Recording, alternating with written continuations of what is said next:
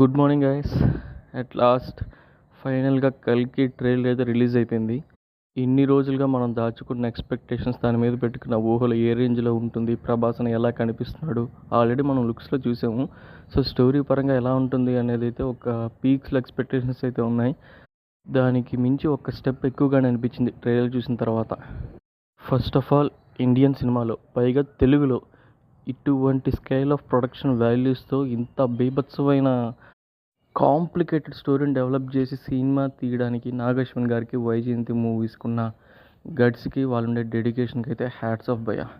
ఈ historical science fiction thriller movie కల్కి trailer చూసిన తర్వాత నాకు అర్థమైన విషయం ఏంటంటే, so some group of people పైన నుంచి కిందుండే రిసోర్సెస్ అన్నీ తీసేసుకుంటారు.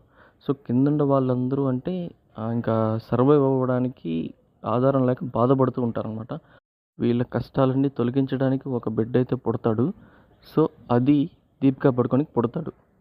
ఇంకా ప్రభాస్ విషయానికి వచ్చినట్లయితే మనం already Bujji and Bhairava animation series చూసినప్పుడు దాంట్లో ఎటువంటి ఇండివిజువల్ సెల్ఫిష్ పర్సన్గా అయితే యాక్ట్ చేశాడు.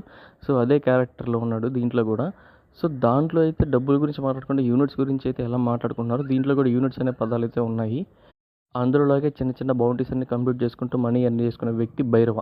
సో ఇక్కడ కూడా అతనుకున్న అతి పెద్ద బౌండరీ అమితాబ్ బచ్చన్ అలియాస్ అశ్వత్థామను పట్టుకోవడమే తనకున్న బౌండరీ అనమాట.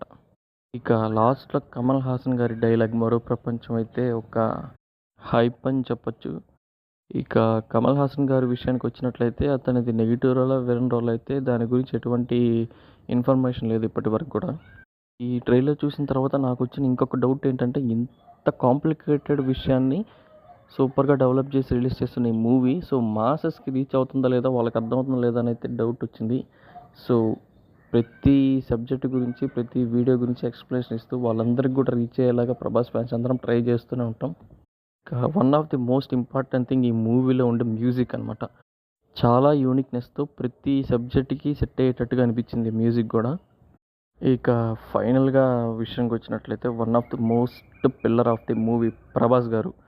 ఇక ప్రభాస్ ఫ్యాన్స్ అందరికీ ఒక రేంజ్లో హ్యాపీనెస్ అని చెప్పొచ్చు, వాళ్ళందరికీ ఒక పండగను. సో మూవీ ట్రైలర్ చూసిన తర్వాత ఇంకా సినిమా మీద ఉండే ఎక్స్పెక్టేషన్స్ దీనికంటే ఒక రేంజ్లో వెళ్ళిపోయి, ఇమాజినేషన్ దాటిపోయి, మైండ్ దాటిపోయి బయటికి వెళ్ళిపోయింది.